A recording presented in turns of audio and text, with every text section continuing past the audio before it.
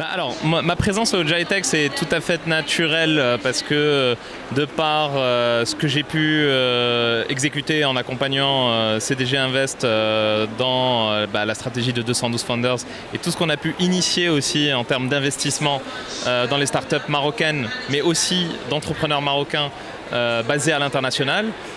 Mais aussi par le fait qu'aujourd'hui, suite à ce que j'ai pu lancer, qui est Club, en fait, un club d'investisseurs qui investit dans des startups, l'étape suivante est l'annonce aujourd'hui du lancement de Gemstone Ventures, qui est un fonds d'investissement spécialisé dans la diaspora marocaine et dont l'objectif est d'investir dans la diaspora marocaine, mais aussi dans quelques startups avec quelques thèses auxquelles on adhérerait au Maroc.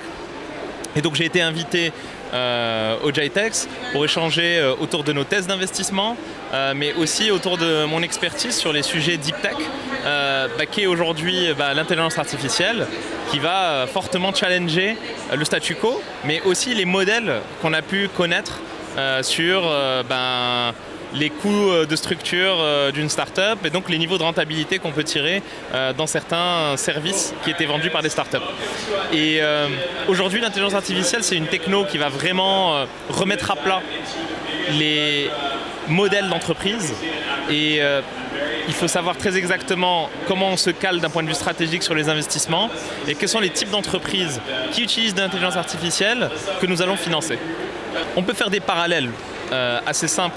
Dans les années 90, créer une start-up, c'était très difficile. Il fallait avoir son serveur, sa connexion Internet, pour monter son hébergeur, son site. Il fallait tout faire de zéro.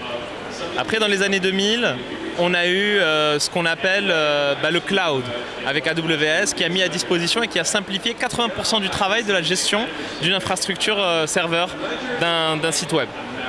Et puis après, on a eu tout ce qui est framework, donc en fait qui permet de simplifier la création de logiciels. En gros, on a besoin de beaucoup moins d'êtres humains pour développer les mêmes types de services où il nécessitait une centaine de personnes dans les années 90. Et bien aujourd'hui, et là on a un point d'inflexion où l'intelligence artificielle a la capacité de réduire de quasiment 80% le nombre de personnes nécessaires sur le service client, le service commercial, mais aussi tout ce qui est accompagnement et onboarding de nouvelles clientèles. Et donc oui, ça rend les choses beaucoup plus faciles pour des entrepreneurs pour lancer leur start-up. Et aujourd'hui, je pense qu'on peut même voir des boîtes qui valent 1 milliard avec 2 employés. Si on parle d'un jeune Marocain entrepreneur au Maroc, déjà il faut identifier un marché profond. Par exemple, il y a une start-up aujourd'hui qui s'appelle Yola Fresh, qui est dans l'agriculture, dans l'agritech. Typiquement, c'est un marché qui est très profond au Maroc. Il y a aussi d'autres types de marchés comme l'éducation, qui sont des marchés qui peuvent être très facilement adressés dans ce pays. Et donc il faut d'abord identifier son marché.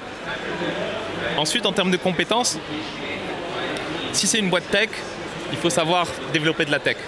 Si on ne sait pas développer de la tech, on ne va pas se lancer dans de la tech. Et une autre compétence clé qui est essentielle, c'est sales. Il faut être capable de vendre les produits qu'on développe. Donc ça, c'est un sujet qui est hyper important et souvent on l'oublie.